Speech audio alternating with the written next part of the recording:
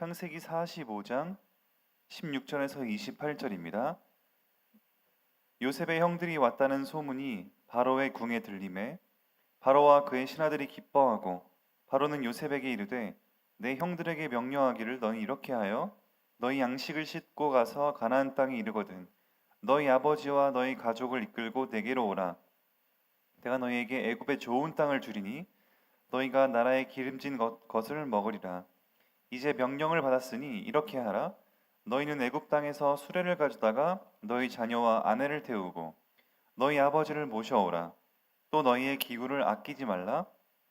온 애굽 땅에 좋은 것이 너희 것임이니라. 이스라엘의 아들들이 그대로 할세. 요셉이 바로의 명령대로 그들에게 수레를 주고 길 양식을 주며 또 그들에게 다 각기 옷 한 벌씩 주되 베냐민에게는 은 300과 옷 5벌을 주고 그가 또 이와 같이 그 아버지에게 보내되 수 나귀 10필에 애굽의 아름다운 물품을 실리고 암나귀 10필에는 아버지에게 길에서 드릴 곡식과 떡과 양식을 실리고 이에 형들을 돌려보내며 그들에게 이르되 당신들은 길에서 다투지 말라 하였더라. 그들이 애굽에서 올라와 가나안 땅으로 돌아가서 아버지 야곱에게 이르러 알리어 이르되 요셉이 지금까지 살아있어 애굽 땅 총리가 되었더이다. 야곱이 그들의 말을 믿지 못하여 어리둥절하더니 그들이 또 요셉이 자기들에게 부탁한 모든 말로 그에게 말하매 그들이 아버지 야곱은 요셉이 자기를 태우려고 보낸 수레를 보고서야 기운이 소생한지라. 이스라엘이 이르되 조카도다. 내 아들 요셉이 지금까지 살아있으니 내가 죽기 전에 가서 그를 보리라 하니라. 아멘. 오늘 우리 창세기 45장의 이 부분은 너무나 그 언약이 성취되는 또 그 연장선에 있습니다.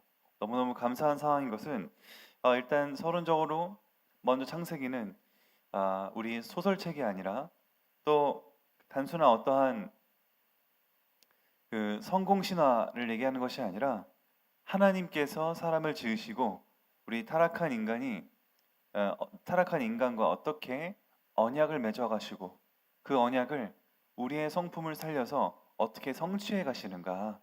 그리고 더 나아가서 오늘 같은 경우에는 그것만이 아니라 주위의 모든 사람들과 환경까지 활용하시는 하나님, 우리는 그것을 볼 수가 있습니다. 그래서 오늘 중요한 것은 요셉이 형들을 데리고 오겠다는데 누가 기뻐합니까? 누가 기뻐합니까? 16절에 보면은 요셉의 형들이 왔다는 소문이 바로의 궁에 들리니까 누가 기뻐하냐? 바로 왕과 그의 신하들이 기뻐했다. 자, 여기서 하나님의 은혜를 볼 수가 있고 하나님께서 우리 불신자의 마음, 우리 세상의 사람들의 그 관계를 활용하시는 마음을 봅니다. 만약에 요셉이 일단은 바로 왕이 왜 기뻐했겠습니까? 1차적으로는 눈에 보이는 지금 빚진 자의 마음이 있을 거 아니겠습니까? 지금 벌써 흉년 2년 차에 앞으로 5년 더 남았는데 지금 이것을 미리 대비하지 않았다면 애굽도 똑같이 힘들었겠지만 온 나라가 기근이라서 애굽에 와서 곡식을 사가는 지금 한마디로 엄청난 소득을 보고 있는 상황인데 그런 여러 가지 이 전략과 지금의 현재의 수익, 앞으로의 어떤 안전성 이런 것들이 다 요셉 한 사람을 통해 얻게 된 거 아닙니까? 그러니까 바로 왕은 일단은 뭐 믿음을 다 떠나서 그냥 요셉이 너무너무 감사한 존재죠. 이 나라의 보물이요 정말 생명의 은인이다 라고 할 만한 존재가 바로에게는 요셉이었던 것입니다.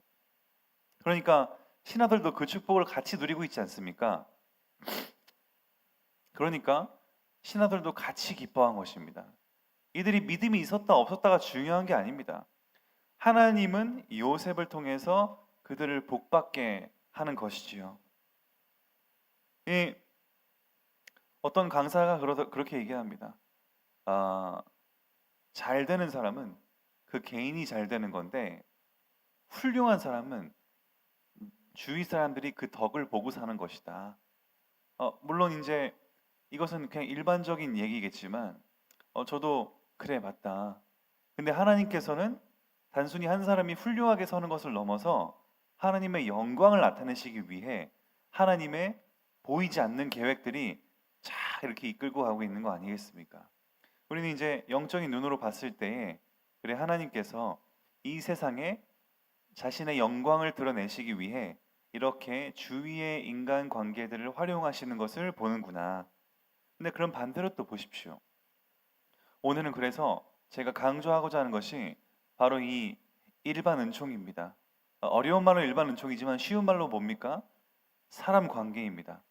그리고 우리가 처한 모든 상황과 환경인 것입니다. 보십시오. 요셉이 만약에 이렇게 꿈을 해석하고 애굽 땅에 유익이 되지 않았다면 과연 바로 왕이 요셉을 이렇게 세우고 기뻐했겠습니까?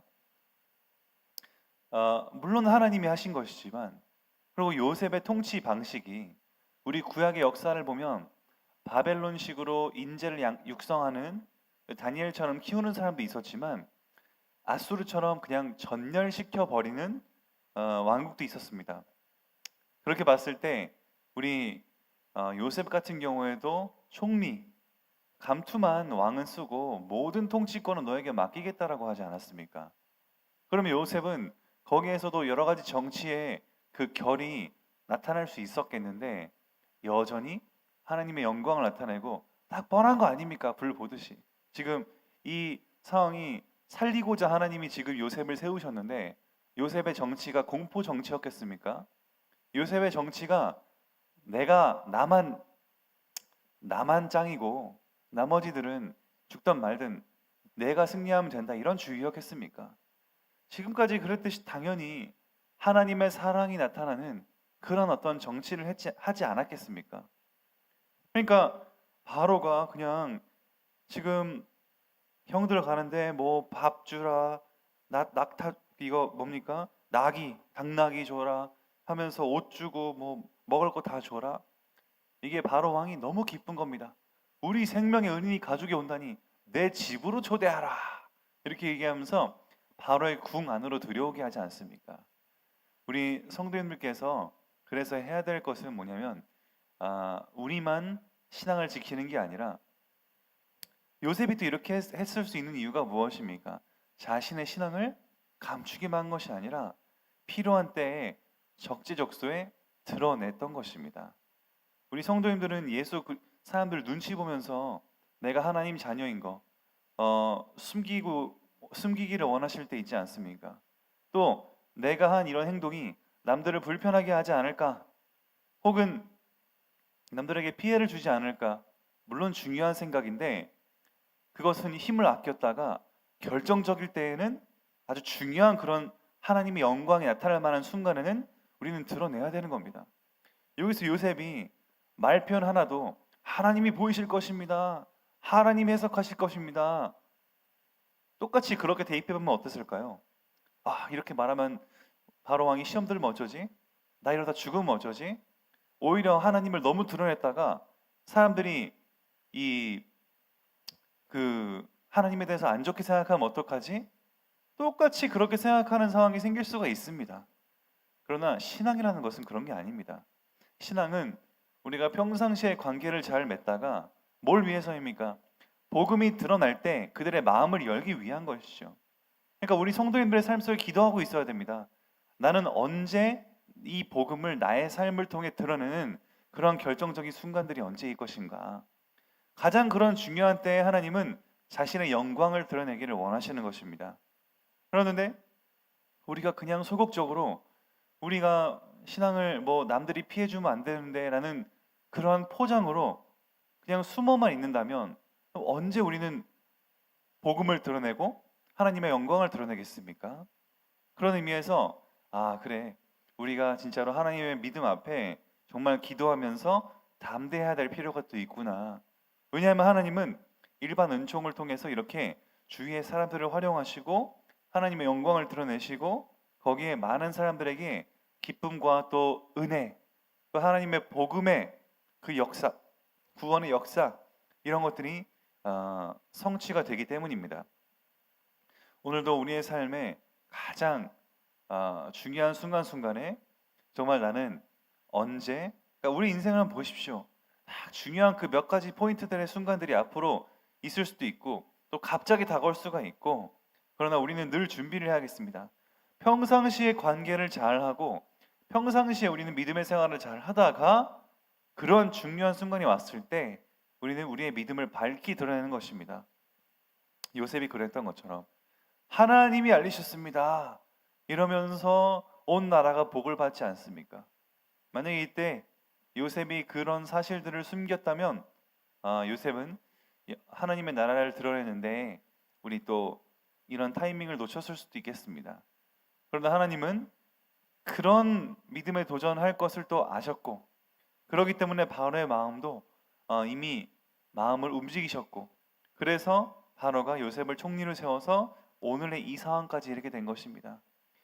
그러면서 그렇게 되니까 바로와 그의 신하들도 기뻐했다. 신하들이 질투하는 게 아니었습니다. 신하들이 요셉을 기뻐했습니다. 같이 덕택을 보고 있는 입장이었고 또 하나님의 영광이 밝히 드러낸 것에 그들이 같이 그 은혜를 누리고 있었던 것입니다. 그러면서 아끼지 말고 다 줘라. 그러나서 마지막으로 밑에 우리 27절부터 보시면 28절에 이스라엘 야곱이 이르되 족하다. 요셉이 살아 있었구나.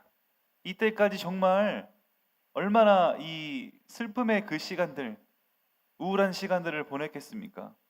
내 사랑하는 요셉, 제일 아끼던 요셉이 동물에게 잡아 먹혔구나, 찢겼구나라는 형들의 그 프레임을 씌우는 바람에 완전히 아들을 잃은 그 슬픔에 빠져 있었는데 아들이 살아 있었고 더군다나 애굽의 총리가 됐다. 더군다나 이 흉년의 시기에 곡식을 마음껏 주러 올 수 있는 그러한 사람이다. 이게 지금 상황이 뒤집히는 게 아닙니다. 하나님이 이로써 야곱의 가족, 정말 하늘의 별과 땅의 바다의 모래와 같이 그 자녀를 번성하게 할 그 목적을 가지시고 하나님은 언약을 지금 성취하시기 위해 가족들을 불러들이는 오늘 이 상황을 보실 수가 있습니다. 사랑하는 온사랑교회 성도 여러분께서는 오늘 또 귀하게 이 말씀을 잘 기억하시길 바랍니다. 우리가 언약을 붙잡고 평상시에 이렇게 바로와 그의 신하들이 기뻐할 수 있었던 것처럼 평상시의 관계는 중요하게 하되 우리의 결정적인 순간에는 믿음의 도전을 하시기를 바랍니다. 하나님의 자녀인 것을 드러내는 것에 부끄러워하지 마십시오. 그리고 우리는 우리가 정말 신앙이라는 것을 분명히 또 지키고 또 보여줄 수 있어야 됩니다. 사람들은 그런 거를 듣지 않으면 누구를 통해서 알겠습니까? 이 세상은 도덕적으로, 질서적으로, 윤리적으로 다 무너져 있는데 정말 믿는 자 한 사람을 보니까 다르다. 그러면서 우리의 삶들을 지켜보면서 남들과는 다른 어떤 사랑, 남들은 사람들을 죽이고서도 일어서고자 하는 것이 사랑인데 그들에게는 자신의 개인 사랑, 그러나 우리는 하나님 사랑, 이웃 사랑 아닙니까? 그 사랑을 실천하기 위해 저들은 자신이 신앙인임을 분명히 밝히면서 저렇게 행동을 하는구나. 요셉이 지금 딱 좋은 모델 아닙니까? 우리 각자 여러분의 삶 속에 정말 복음을 부끄러워하지 마시고 또 그것 때문에 뭐 피해 줄까 그런 연약한 생각보다는 우리가 정말 중요한 때 하나님의 영광을 드러낼 수 있는 내가 믿음의 준비를 해야겠구나, 이러한 마음을 회복하시기를, 그래서 하나님의 영광이 드러내야 될 때 하나님께서 영광을 드러내실 수 있도록 우리가 중요한 채널로, 통로로 쓰임받기를 예수 그리스도 이름으로 축복드립니다. 기도하겠습니다. 하나님 감사합니다. 하나님께서 우리를 사랑하셔서 오늘도 말씀을 통해 하나님의 이 주위 모든 인간관계와 상황, 사건들을 활용하시는 하나님의 일반 은혜를, 일반 은총을 보게 하심에 감사합니다. 오늘도 우리가 신앙인임을 부끄러워하지 않고 우리가 믿음 가진 자라는 것을 밝히 드러낼 수 있는 우리 중요한 그런 순간순간의 표현들이 나오게 하시고, 그럼으로써 우리의 삶으로 우리가 정말 하나님의 은혜 속에 있다는 것을 보여줄 수 있는 그러한 귀한 성도님들 되게 축복하여 주시옵소서. 감사드리며 예수 그리스도 이름으로 기도드립니다. 아멘.